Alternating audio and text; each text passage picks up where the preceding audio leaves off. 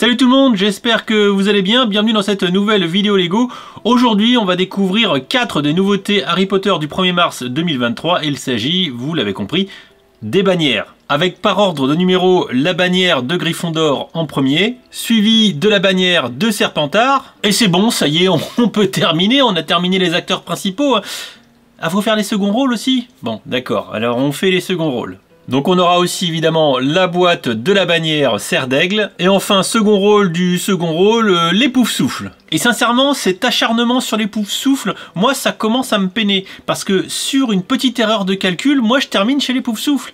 Je suis désolé, hein, la maison des Poufsouffles elle est planquée à côté de la cantine. Hein. C'est quand même plutôt un bon plan. Bref, j'arrête mes conneries, on découvre les 4 bannières dans cette vidéo. Et on en discute bien évidemment à l'issue de la vidéo, un petit peu si vous devez ou pas dépenser vos deniers pour décorer votre maison. Et oui, ou votre chambre.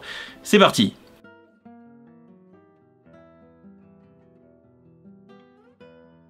Alors tout d'abord, puisqu'on va les passer toutes les 4 ensemble, vous l'avez compris, eh bien c'est que là je prends l'exemple de la bannière Gryffondor, bah, c'est que c'est pas grand.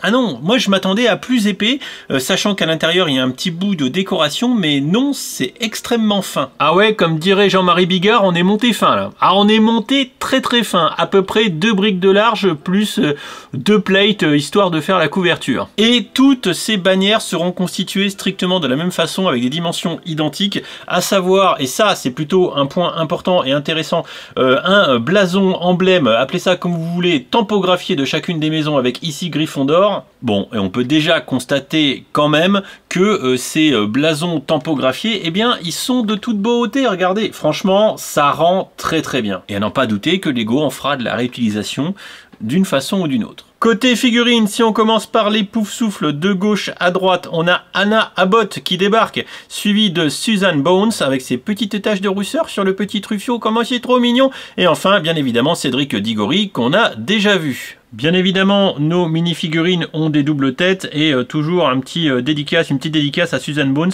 avec les petites taches de rousseur. Franchement, c'est très stylé. Pour la team Serre d'Aigle, en plus de Luna Lovegood et de Cho Chang qui sont de toute beauté, c'est Michael Corner qui est en plein milieu qui les rejoint. Et ça, c'est cool d'avoir des seconds rôles un petit peu plus souvent dans les boîtes. Pour la team Serpentard, notre bon vieux Drago Malfoy à droite est accompagné de Blaise Zabini au centre et également de Pansy Parkinson à ma gauche, regardez, voilà. Franchement, c'est pareil, des figurines qu'on voit pas souvent, et même si on réutilise des pièces, eh ben c'est pas grave, ça nous fait plaisir d'avoir du personnage secondaire, et on en a un peu ras-le-bol d'avoir toujours les mêmes. Et enfin, dans la team Gryffondor, avec un bon vieux Neville Londubat en plein milieu, et notre bon vieux Harry Potter à droite, eh bien c'est Angelina Johnson à gauche, qui est l'outsider de cette boîte, voilà, ça fait plaisir de la découvrir en brique danoise, même si je sais pas du tout qui c'est. Voilà pour le tour des figurines, je suis sûr que ça vous intéresse à mort de savoir qu'est-ce qui est inédit ou pas inédit. Eh ben on le saura pas, parce que c'est pas grave, vous achetez pas les sets que pour ça, vous achetez ça aussi pour l'amour de la brique. On en a marre de parler que des figurines quand même à force. Et puis j'ai pas 107 ans pour faire des recherches à travers 500 références minimum de figurines de tête de Harry Potter pour savoir si c'est une nouvelle. On s'en fout. À mon avis, si vous voulez mon avis, parce que ce n'est que mon avis, mais je pense qu'il a la flemme de chercher. Oh là là là là, se réfugier derrière l'humour pour pas faire son travail de youtubeur, youtubeur de merde, oh là là, c'est scandaleux. Oui, peut-être, mais c'est aussi qu'on s'en fout un peu quand même. Néanmoins, on va regarder maintenant un peu les sets. Et cette fois-ci, on va prendre l'exemple du Poufsouffle, hein, pour changer un petit peu. Eh bien, ce qui est intéressant dans cette série de boîtes, c'est que Lego a innové un peu en nous mettant les espèces de trucs, vous savez, un petit peu holographiques, comme les cartes qu'on collectionne un petit peu. Et franchement, c'est plutôt sympa et vous voyez, ça marche bien. Même à la vidéo, ça marche. D'ailleurs, je suis assez impressionné que ça marche aussi bien que ça. Regardez, en bas, on a le petit chapardeur qui essaye de chaparder des trucs. Et voilà, non, franchement, non, c'est classe. Hein. Et comment ça marche? Eh bien, en fait, on va vraiment transformer notre bordel en décor en glissant la carte holographique derrière. Voilà.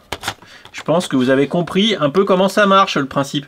Et franchement, ce qui est intéressant, et surtout pour celle de Poufsouffle, c'est l'intégration. Ça marche bien. Et donc là, vous voyez le système côté face arrière. Toutes les autres boîtes sont faites pareil.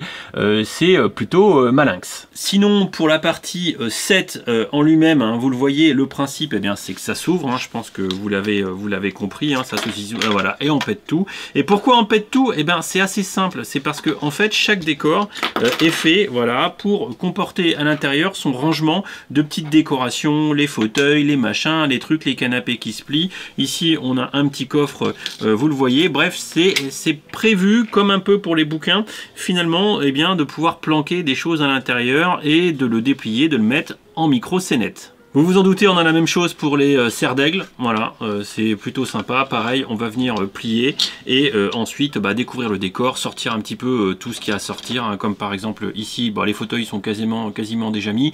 C'est un peu fragile au demeurant, mais ça rend toujours plutôt pas mal avec les toutes différentes décorations. Je vais y arriver quand même, qui sont plutôt, on va l'avouer, plutôt stylées. Évidemment, on a pareil pour Serpentard. Serpentard, c'est peut-être celle que je trouve la plus austère des constructions, voilà. Je sais pas ce que vous en pensez. Hein. Bon, ça reste minimaliste quoi qu'il arrive. Et par contre, à chaque fois, petite planche de stickers avec toujours le blason fait en teal, voilà, et quelques petits éléments décoratifs que vous pourrez toujours sortir, comme ici un petit peu le canapé qui se range après, la table qui est planquée ici. C'est toujours plutôt malin. On termine avec la version Gryffondor, évidemment.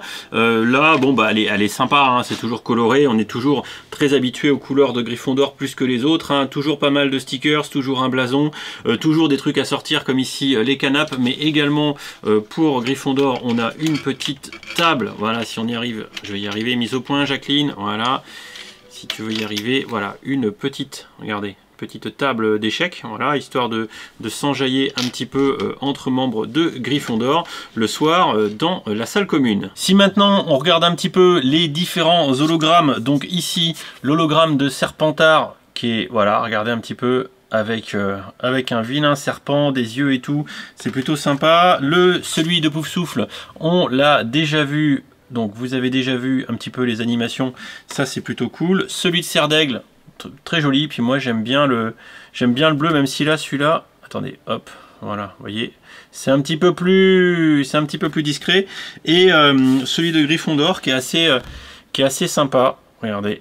Voilà, la coupe, les points, hein, vous voyez, c'est la compétition, hein, chez Gryffondor un petit peu. Hein. Pour terminer la partie entre guillemets review, je vous propose maintenant de faire tout ce que tout le monde devrait faire, à savoir ce sont des bannières, il y a des crochets pour les suspendre, et ben je pense qu'il faut les suspendre. Et pour ce faire, j'ai sorti Jacqueline ma visseuse. Ouais, et ben on va faire du vissage tout de suite. Je vais les suspendre là-bas. Et vu que je suis ingénieur, j'ai fait un crowbar à la hauteur de mes connaissances et de mes capacités. Voilà, c'est magnifique. Un plateau d'étagère qui fait 80 de large, les bannières qui font toutes 13 de large. Et donc j'ai compté en divisant, parce que je sais encore diviser, que ça fait 5,6 cm entre chaque. Voilà, j'ai pré-marqué, maintenant je vais aller percer. Enfin percer, mettre des vis. Et en l'occurrence, je vais mettre de la 4,45. Je pense que c'est un petit peu overkill, inox en plus. Je vais rentrer ça dans le paletot de l'étagère et on va voir ce que ça va donner.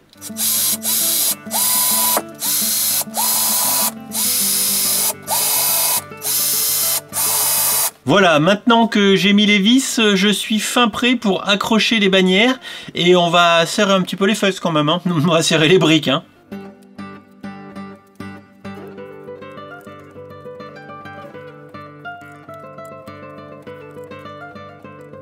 Bon, ça y est, comme vous pouvez le constater, je les ai accrochés ces bannières et c'est de toute beauté. Vous pourrez quand même apprécier que j'ai été excellent sur les réglages, l'écartement et tout le bordel. Hein. Ah vraiment, c'est une masterclass. Bon, bah maintenant, hein, vous êtes comme moi, hein, vous pouvez vous enjailler avec un décor, décoration intérieure à la hauteur de vos ambitions de Potterhead, de fan de la licence.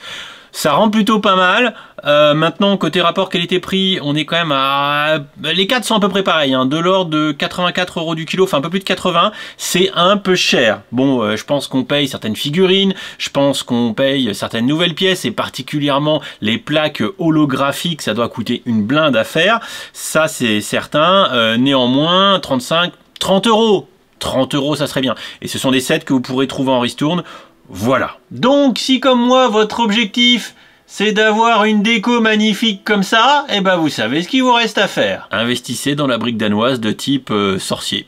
Voilà. Non, bon bref, c'est des sets sympas, ça casse pas non plus 3 briques à un canard. Je pense qu'on aura plus d'aspect décoration que jouabilité dans l'absolu, même si les plus jeunes d'entre nous, certainement, sauront s'en satisfaire.